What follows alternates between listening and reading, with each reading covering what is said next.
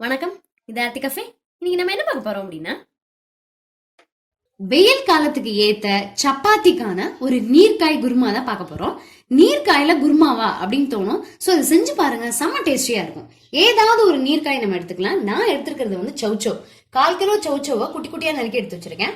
ஒரு கைப்பிடி கொத்தமல்லி தழை, 2 கொத்து கருவேப்பிலை, தக்காளி பழம் நல்ல பெரிய சைஸ் ஒண்ணு குட்டி குட்டியா நறுக்கி வச்சிருக்கேன். 2 பெரிய வெங்காயத்தை குட்டி குட்டியா நறுக்கிருக்கேன். அரைக்கிறதுக்கு 1/4 கப்பு துருவின தேங்காய், காரத்துக்கு ஏத்த மாதிரி பச்சை மிளகாய் நான் 2 எடுத்து வச்சிருக்கேன். 1 டீஸ்பூன் சோம்பு, 2 டீஸ்பூன் பொட்டுக்கடலை, 1/4 டீஸ்பூன் மஞ்சள் பொடி, தேவையான அளவுக்கு உப்பு, 2 சின்ன பீஸ் பட்டை, ஒரு 4 கிராம்பு, 2 ஏலக்காய், வதக்கிறதுக்கு தேவையான அளவுக்கு எண்ணெய் நான் ஒரு 4 டீஸ்பூன் எடுத்து வச்சிருக்கேன். அரைக்கிறதுக்கும் வேக வைக்கிறதுக்கும் தேவையான அளவுக்கு தண்ணி. இப்போ நம்ம என்ன பண்ணிடலாம் அப்படின்னா, இந்த தேங்காய், பச்சை மிளகாய், சோம்பு, பொட்டுக்கடலை இது எல்லாத்தையும் நல்லா மசிய அரைச்சு வச்சிருவோம். வானலியில எண்ணெயை காய வச்சிருவோம். வானலியில பட்டை, ஏலக்காய், கிராம்பு போட்டாச்சு. கருவேப்பிலை சேர்த்துருவோம். ஸோ நான் உங்களுக்கு எடுத்து வச்சிருந்தேன், பட் இந்த சைடு இருந்ததுனால காமிக்க முடியல.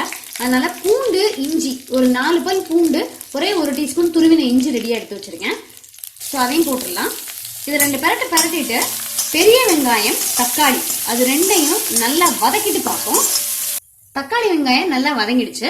இப்போ இது கூட நம்ம காய்கறியை சேர்த்துடலாம். காய்கறியை சேர்த்துட்டு உப்பு, மஞ்சள் பொடியை போட்டு ஒரு பரட்டிட்டு ஒரு 2 கை தண்ணி தெளிச்சு மூடி வச்சு வேக வைக்க போறோம். ஸோ உப்பு போட்டாச்சு, மஞ்சள் பொடி போட்டாச்சு. இது நல்லா ஒரு பரட்டிட்டு ஒரு 2 கை தண்ணி தெளிச்சிடலாம்.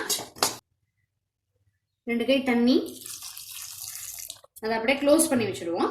காய்கறி வந்து ஒரு 5 நிமிஷத்துல வெந்துடும். மூடி வச்சு 5 நிமிஷம் ஆயிடுச்சு. நீர்க்காய் அப்படிங்கறதுனாலையும் நம்ம குட்டி குட்டியா நறுக்கிருக்கோம் அப்படிங்கறதுனாலையும் சீக்கிரமா வெந்துடும். ஸோ பாத்தீங்கன்னாலே தெரியும் நல்லா வெந்தாச்சு. அதுவே தண்ணியும் விட்டுருக்கோம்.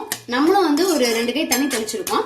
ஸோ இப்போ வந்து நம்ம அரைச்சு வச்சிருக்கோம் இல்லையா, தேங்காய், சோம்பு, பச்சை மிளகா அது எல்லாத்தையுமே வந்து இதுல சேர்த்துடலாம். இப்ப தேங்காய் சேர்த்து ஒரு 2-3 நிமிஷம் அது கொதிக்கட்டும். அப்பதான் அந்த தேங்காயினுடைய பச்சை வாசனை போகும். இன்னைக்கு நான் வந்து உங்ககிட்ட ஒரு விஷயம் வந்து ஷேர் பண்ணிக்கலாம்னு இருக்கேன். அதாவது வீட்டுல இருக்க லேடிஸ்க்கு வந்து வீடை கிளீன் பண்றது கொஞ்சம் ஈஸியா இருக்கும். பட் ஒர்க்கிங் விமனுக்கு என்ன அப்படின்னா அதுல ஒரு சங்கடம் உண்டு, எந்த டயத்துல நம்ம வீட்டை கிளீன் பண்றது அப்படின்னு சொல்லிட்டு. ஸோ இப்ப நார்மலா நம்ம வந்து வீட்டுல இருக்கக்கூடிய ஷெல்ஃப் எல்லாத்தையுமே ஒரு நாள் பிக்ஸ் பண்ணிட்டு இப்பதான் நம்ம கிளீன் பண்ணணும் அப்படின்லாம் நம்ம வச்சுக்க வேண்டாம். எப்பப்பெல்லாம் நமக்கு டைம் கிடைக்குதோ ஒரு 5லேருந்து 15 நிமிஷம் ஸ்பெண்ட் பண்ணோம் அப்படின்னா ஒவ்வொரு ஷெல்ஃபா கிளீன் பண்ணிட்டு வந்துடலாம். ஃபார் எக்ஸாம்பிள் இப்ப கிச்சன்ல வந்து ஒரு 15 நிமிஷம் ஸ்பெண்ட் பண்ணோம் அப்படின்னா ஒரு 5 ஷெல்ஃபை நீட்டா கிளீன் பண்ணி வச்சிடலாம். ஸோ ஃபிக்ஸ்டு டைம் இல்லாம ஒரு 5-10 நிமிஷம் ஸ்பெண்ட் பண்ணா நம்ம வீடே வந்து சூப்பரா கிளீன் ஆயிடும் ஒரு 1 வீக்ல. தேங்காய் சேர்த்து பச்சை வாசனை போக கொதிச்சாச்சு. கொத்தமல்லி தழைய தூவிட்டு அப்படியே நம்ம வந்து அடுப்பை நிறுத்திடலாம். நீர்க்காய்கள் பாத்தீங்க அப்படின்னா கோடை காலத்துல நமக்கு நல்ல குளிர்ச்சி கொடுக்கும். நிறைய சேர்த்துக்கலாம். கிட்டத்தட்ட நியர்லி டெய்லியே வந்து ஒரு நீர்க்காய் சேர்த்துக்கிறது ரொம்ப நல்லது. சொரக்காய், பூஷணிக்காய், சௌச்சோ அது எல்லாமே வந்து உடம்புக்கு ரொம்ப நல்லது. ஸோ இதே மாதிரி நீங்களும் ட்ரை பண்ணுங்க. ரொம்ப டேஸ்டியாவும் இருக்கும், வித்தியாசமான சுவையோட இருக்கும், வெயிலுக்கும் ரொம்ப நல்லது. இன்னும் ஒரு நல்ல ரெசிபியில சந்திக்கலாம். தேங்க்யூ.